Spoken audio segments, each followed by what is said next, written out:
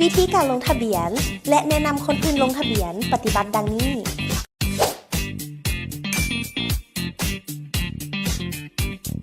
กดที่ Create Account หรือสร้างบัญชีใส่เลขบัตรประจำตัวบัตรเขียวแม่นเอาตัวเลขด้านล่างส่วนบัตรประจำตัวบัตรขาวแม่นเอาตัวเลขด้านเทิงแล้วตามด้วยเบอร์โทรของทาน020ตามด้วย8ตัวเลขใส่รหัส OTP 8ตัวเลขถ่ายรูปบัตรประจำตัว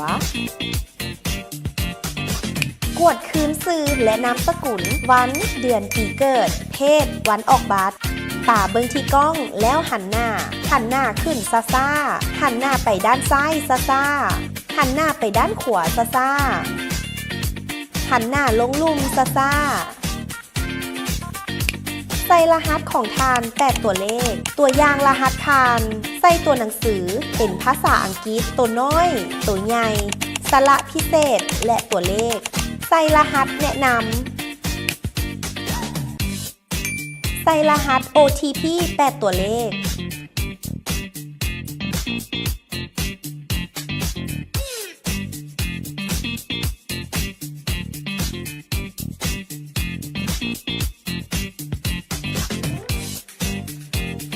ขั้นตอนสุดท้ายแมนให้ป้อนเบอร์โทรของเฮาเพียงเท่านี้ทานก็สามารถรับรางวัลได้แล้ว